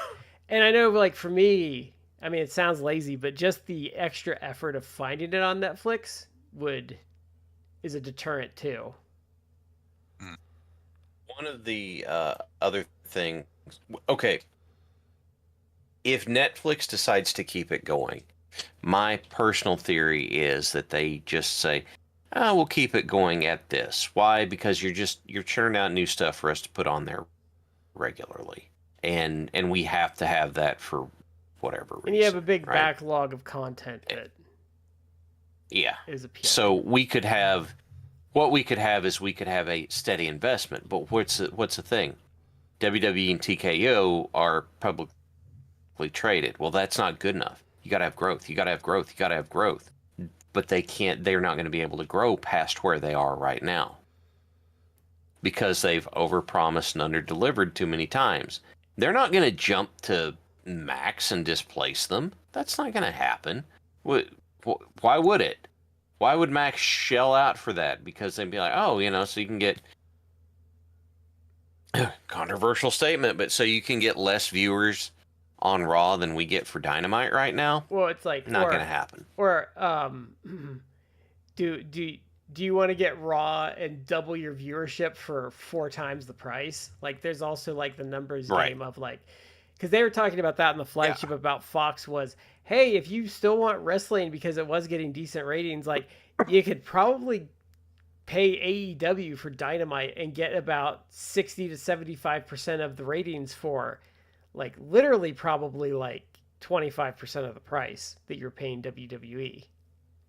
Like there is that like mathematics to it too. Yeah. You will pay less and get more value for your dollar that way. Yeah. It's just, and I think God. I think the problem too now, well, I mean, they're lucky they and I actually don't think their negotiations went well. Like, I don't think Netflix was their first choice the last time, because remember the Raw negotiations took a long time, because usually they have it announced a lot quicker than they did. That's true. And they had to displace NXT off, so I don't think it went well because of the Fox thing. But it will be interesting to see what happens at the 5-year point, because I don't think their viewership numbers are going to get particularly better, because the product's just not been good this year. I mean, I don't think it's been good any year, but there was a time where they were giving, like, they were in sync with their audience, and I feel like they have completely fallen out of sync with their audience, and they don't know what to do now. Well, Meltzer has pushed back a little bit on this, but I do think you're starting to see it. In the last like couple weeks and edging into like the next couple weeks, 3-4 weeks, you're seeing some Raws and SmackDowns where, for a long time they were like doing 10 to 12,000 like seats every Raw SmackDown, like easily. And lately there's been some where it's like you're well under 10,000. And but it's like, oh, they're still making record profits. It's like, yeah, because now I think you're seeing the TKO greed, where it's like, I want to go take my family to go see Raw. I don't want to, but let's say I did. Like, and maybe like my wife and both of our kids and me, maybe it would have cost me like $300, Yeah. That shit's now like 2 of us can go for like 500, 600, 2 of us. You're pricing out people and families. Ricochet actually just was on Ariel Helwani's podcast, I guess. And I haven't listened to it. I even read the transcript, but I saw like a snippet, and I'm like, you're smart, Ricochet. Where he's like, yeah, I think people need to come, like the AEW families need to go to AEW. It's like, yeah, if WWE's pricing people out of stuff, like they can, and I know that they are. Weren't because they friend of the show, friend of the show, Zachary Trillo, like Raw just came to like Rhode Island where he lives not that long ago, and he's like, yeah, we're sitting at home. It's too expensive. Weren't they just complaining that wasn't there just news that they had been complaining that Vince was under monetizing because he kept prices at a certain point because he wanted families to be able to come to. How do you make Vince McMahon look like a good person? In CEO that of this, like the CEO of TKO is like, oh yeah, like he was deliberately keeping it affordable for families, and like, he wasn't really trying to maximize the value of this. And it's like, that was the idea, is that you were investing. Sex trafficking rapist that he is, was at least had enough wherewithal to be like, no, we can't screw over families. That's the people who are going to come to our shows. Well, because this that's how you build new fans. It's because you gotta like, you gotta get those kids. President is like, no, we need to hang them upside down and shake out whatever pennies they got left in their pockets. Well, it's stupid because like. So this is going to be a long thing, but so Vince understood with wrestling, you got to get the kiddies hooked early. You got to get them on the smack young to keep them for a long time. And I think where TKO doesn't understand that is UFC does not work under the same thing. UFC is like a later teenage to middle-aged man brand. Like that is what UFC does. I think they cater that market very well. But like kids aren't going to like watch UFC. Like you're going to get into that as a teenager when your friends are and stuff, or when you're, starting to get a job in your mid 20s because the other guys are going to be talking about the fights and stuff and you're going to check it out or they're going to invite you over to watch it. So that's how UFC works, but wrestling doesn't really work that way because the problem is like, so if you're in your mid 20s working a blue collar job where they're talking about UFC, like they're not gonna be like, hey, come over and watch the pro wrestling thing because they don't watch wrestling. They watch UFC. So like you don't have that same pipeline into the sport when you're older. Like you're UFC not does. Yeah. Because UFC is a completely different animal in that they keep trying to like run WWE like UFC and it doesn't work the same. Because the thing is with UFC is a real sport. It has a certain level of prestige to it. Like there's celebrities that are into it. Like you're never going to get that with wrestling. No matter how hard you try, wrestling is never going to work like an actual sport does as much as you want it to. Yeah. And that you're building new fans. That's why you keep that low so they can bring their family and you grow new fans that way. But no, we have to maximize our ticket potential. Like, okay, well, congratulations, you're slitting your own throat. And the other thing is though, it's like UFC has like the smaller shows that they do often, but like a pay-per-view caliber show is maybe once a month. So like, that first row seat, you can make that cost $10,000 because Kid Rock's going to buy that ticket. He doesn't care about spending $10,000 to go watch UFC. Like, you don't get celebrities that are going to go to every WWE show like that.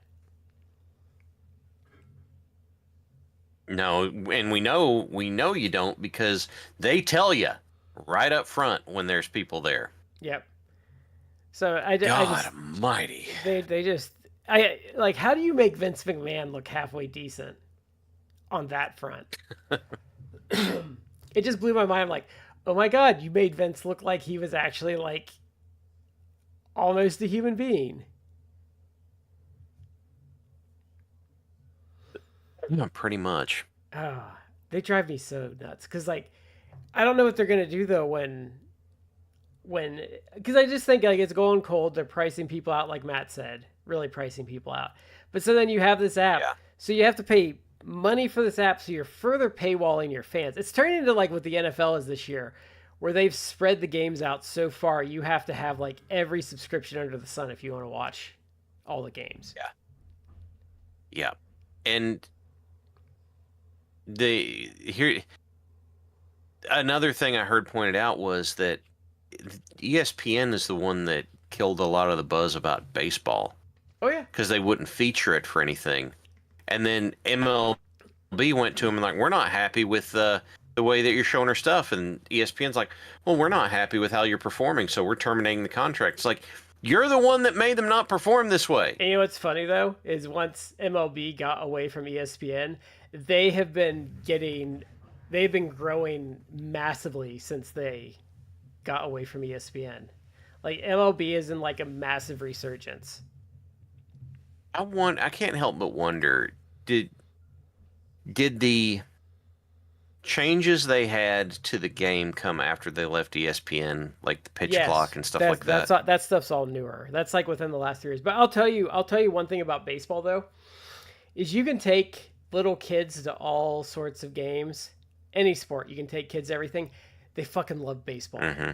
Like kids love baseball on a level they don't love other sports. Even now, there's just something about like the game, having the field like that, maybe catching a fly ball that just catches like kids' imagination when you go. Here's the thing. I played baseball when I was a kid. Grew out of that. I don't watch baseball on TV either. I'm like, I'll watch Banana Ball, but Banana Ball and baseball are not the same thing. No. I know that. But I have been to minor league ballparks several times, and there's just a whole different experience that way. There is something different about being there close to the field live that it's like I'm there for it, and I'm like, Field of Dreams makes even more sense now. You know, like There's nothing that like a sort of stuff baseball does. game, like being out there on a nice day, chilling out, you know, the field and everything, the sounds of a baseball game. But yeah, I think the changes have helped a lot. They've had some really good like World Series the last decade.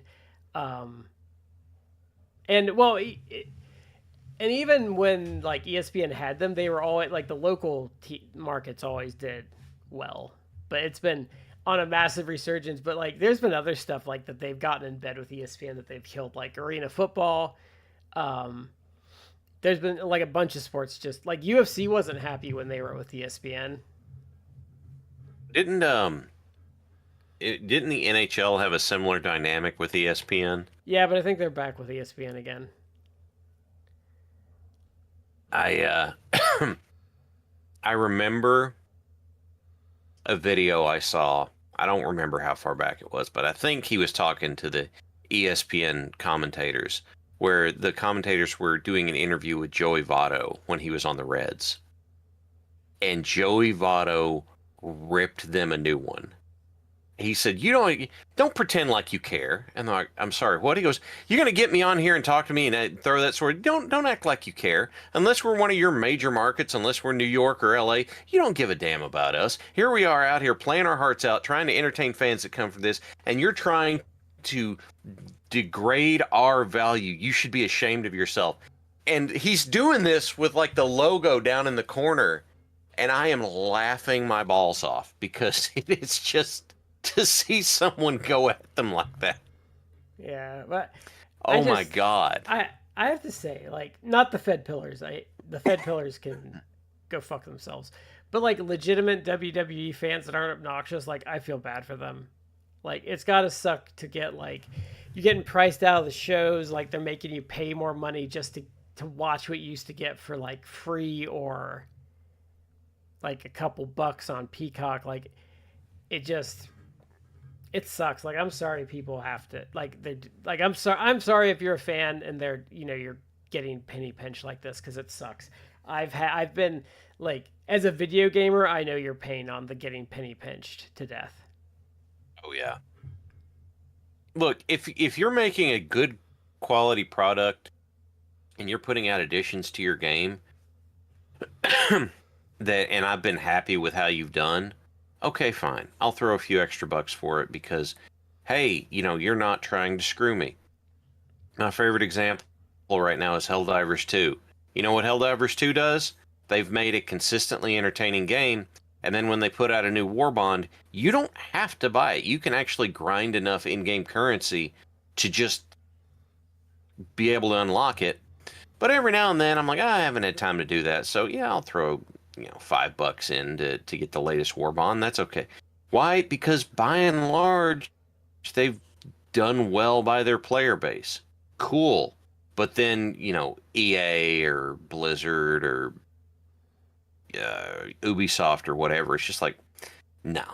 If I buy your game, it'll be when it's on drastic markdown on Humble Bundle or something like that. Ubisoft pisses me off though because they're like, hey, we made the game extra grindy so we can sell you a solution to the problem we made. That's a popular Ubisoft one. Oh, and you need our custom launcher to launch the game. We sold it through Steam, but you have to install our custom launcher for the game to work. And I'm like, I'm not making an account for this. The Ubisoft one. And they don't want you to. They don't want you to figure this out. But, I just sidestep. I'm not making a damn account. Let me play my damn game. Because they can't bar you like that, I don't think. But they're not gonna admit it. Well, I mean, that's I don't know how online you are, but that's how the whole pirate software thing went down. What was that, last month before? So if you don't know the pirate software thing, so there was this guy and he has this thing that's called Stop Killing Games.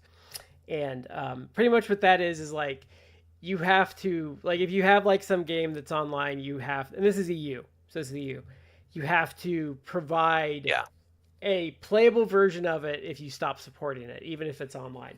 So this douchebag pirate software completely lied about what it was. And the petition to get this like started wasn't doing well. and people like because they hate him so much, like it got this thing like a million signatures in like a week is what happened. Yeah. Because- I don't remember the whole story, but I remember how it blew up. Yeah, and this is like right after he got called out for roaching and WoW. He pretty much Look, man. there's like a mode called hardcore mode, and they're in a dungeon, and they did a slight fuck up, and he just ran and left his party to die. Oh, happened. okay. And- Okay, I got you. And like was using all of his mana to run faster. And then he lied about it. Yeah. But that's the stop killing games thing. I just remembered that because it was funny how much people hate him. But I think that's about it for this week. It's been light on stuff. And a lot of us there's a lot of personal life stuff going on right now for each of us. So footage has not been happening, unfortunately. Yeah. It's not that we don't care. It's just not really fit into life at the moment. I've been trying to sell a house. Two of us are having house issues, and yeah, you would not believe how difficult trying to get a house cleared out is, and dealing with all that stuff. I believe it. Especially when your parents left a bunch of their shit in it, and like you're trying to get your stuff out and their stuff out. So yeah, Yeah. But yeah, I'm almost done with that. So hopefully, at least on my end, I won't. It'll be just two of us versus three of us having issues. Because I know Matt and I have been commiserating about a lot of house stuff lately. We still have to renovate our house, and there's a hiccup now with like the new contractor. Oh no. Just because. It's a long story, but just because the new contractor, it's like he doesn't quite understand. It's like actually there isn't like a money tree that's growing in the backyard, so we have to keep this at a certain level. So you can't just go like wild and be like, if I'm saying like this is what we want to pay, like this is like the cap. It's not up here. Like, Yeah. and it's like I don't pay, dude. I pay my bills. I don't pay your bills. So I don't have infinite dollars. I'm not Elon Musk I know. with billions of dollars in the bank. That I like can just whatever. with Like, this I house. don't. So we're trying to keep this like here, and he's not. So there's like conflict right now. So Well, there's like it's kind of a mess there. with my house. Like everyone's like, well, just put money into it and fix it up. Like motherfucker, if I could put the money into it to fix it up, I wouldn't be selling the damn house. Yeah. Like Well, I there's got left also a house thing- that I got left a house that literally is falling apart, and I ran out of money trying to fix it, and I literally can't get my capital. Like, so yeah, I can't put $40,000 into it because I don't have $40,000. Like, do you want to try and bleed me because I literally have no money? Well, yeah, that's the other part of it. It's like with our house, it's like, well, yes, there's certain things that we could do and pay money, but it's also like, well, why? Because if I then turn around and sell this house, then at the end of the day, I'm gonna because all the money I put into it, it's like I'll get zero. It's like it's a wash, like literally be like a wash. So it's like that's the dumbest thing I've ever heard. Like even I would rather keep the money, like keep the cost like to here. So then if I sell it, then at least I've made a little bit of money. Yeah. And it's not even like, oh, I'm trying to get rich. It's like, no, if I sell this place, it's because I need to go to another place. And so I need some money to put a down payment or pay for the other place. Yeah. So it makes zero sense to have $0 left over. But Well, again, it's like why am I going to put your own things? It's Yeah. like why am I going to put 40,000 into it to get 50,000? Like it doesn't make sense. Exactly. And by the time I pay That makes no utilities, sense. pay the mortgage a couple times, like, oh, well, that extra 3 months, like, well, I just ate like half of that away. Yeah. Yeah, so there's a certain economic thing where it's like this doesn't make sense. So Yeah. yeah, but that's why, like we still have to renovate this house. but now it's like a conflict because it's like we're trying to get the contractor to where we want to, and having where we want to be. And having lived through a renovation, it spirals out of control. So you have to keep it very conservative to start with, because there's going to be an extra $10,000 of damage that they're going to find, and that's what I learned. I told my wife, like, for this reno, like, we actually have to move out for a portion of it. So it's like we would have to. This has to be done like at a certain amount of time because we'd have to live somewhere else. It's like then we'll be paying a mortgage plus whatever it costs for where we're going to be living. So it can't be like, well, we told you guys like 10 weeks, but it's really going to be like 18 months. It's like no, we can't do that. Yeah. Like it's got to be 10 weeks, whatever we agree upon. It's like we can, if you say you can do it in like 10 weeks, it's got to be 10 weeks. It can't be that because I got to pay like rent or mortgage on someplace else. So these are the considerations. Or let's say you're doing a renovation and the contractor comes to you and says, hey, your outlets haven't been replaced by your parents in 40 years and your house is a death trap. Like, we really can't in good conscience like not do anything. So it's like, oh, how much is that going to cost? Multiple thousands of dollars because you have to do every fucking outlet and switch in the house. Like, oh my god, okay. And then like they're pulling these outlets out with so much dust in it. It's like, oh my god, this house was a fucking tinderbox.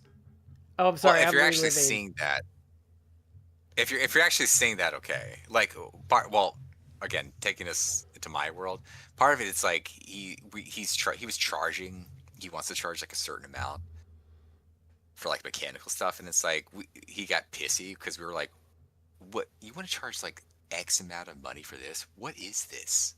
Like, I don't want to just give you a blank check for this. I want you to explain to me what this charge is because it's vague. And so he got pissy having to explain it. But it's like, it turns out part of it, it's like, he's gonna pay a dude $300 to inspect our HVAC. Our HVAC is not that old, so it's not like that. But he's like, well, what if he finds issues with it? And we had to tell him, it's like, then he finds issues with it. Like, I don't have 10 grand or whatever to buy a new HVAC. The thing is, though, it's like, guess we're gonna keep going on, keep on keeping on with the HVAC until this thing dies. You just sign an annual. And I worry about it. But that's so stupid. You just sign an annual contract with your local HVAC company, and they come and check all that out for you. Like, you should have someone coming at least once a year saying, "Hey, your shit's all good." Like I don't know. Like you sign, and then they like, "Oh yeah, you can sign a contract with us. Your service calls are free, and you get a discount on parts." But like, that's what I'm getting at. Like, that's what I'm getting at. The guy is like, "Look, I don't think you understand. There's no money for a new HVAC if there is a problem. I don't know. There's a problem. It seems to be working fine. If there's a problem, I don't have money to fix it right now. Yeah. I got to take care of this other shit." So, but it's like, dude, yeah. Well, that's we also learn at contractors. It's like, there's a lot of vagaries in the things that you're sending me, and I'm an attorney, so it's like I know when that shit happens, when vagaries written in. That's your wiggle room to justify, like, oh, had to charge this extra $20,000. It's like, did you, or is this written in a way that you can, but you don't really need to, but you're doing it because you want the $20,000. So yeah, that's kind of like the conflict we're in now. It's like, well, we needed this to happen. It should have already happened. Actually, I like the way my contractor did our house, because we would pay for each individual job, and so then you were just contracted for that job. So if they did something that pissed me off after one job, I don't have to pay them for anything else. Like, I'm just saying, no, we're not going any further. Well, yeah, this is getting to the weeds, but part of the problem is like, back in the day, the contractor told us one thing, and now he's telling us something different. And then he's also charging like an extra, like a certain percentage that is generally higher than other contractors, to the point where we've talked to people and like, he's charging this amount, and they're like they do like the double take, and then like, oh, that's not good. Like, you shouldn't be doing a double take at like how much more he's charging, to the point where I would almost be like, do I really want to use this guy? But I don't know. Like that's a whole other Oh my complaining god. about things. It's renovations are the getting my home renovated was the worst experience of my life. It was terrible. It's not fun. No, it sucks. It was terrible. I still have nightmares about it because it was just like, because people are like, well, like try to be all optimistic about this house. I'm like, no, you don't understand.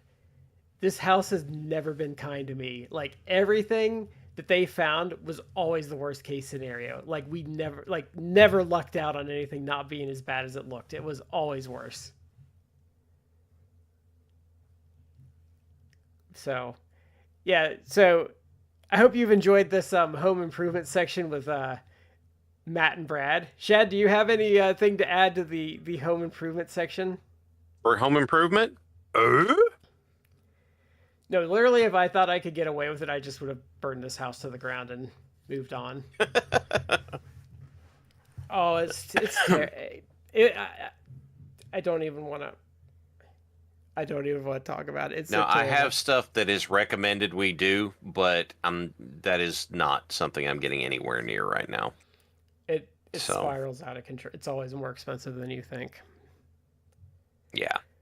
Well, I think that is it for this week. Thank you for joining us for Tool Time with Matt, Shad, and Brad. So we've been in 3 corners this week, and you've been in the 4th. I know I promised USWA for like 2 weeks now, so I promise nothing for next week because we keep having to. Yeah, I promise people Yeah. it'll get better. It's been crazy for all 3 of us. It's just been hard. Yeah. Yeah. I haven't slept in like 2 months, so. But that's it. Thank you for joining us always, and we'll see you next week, folks.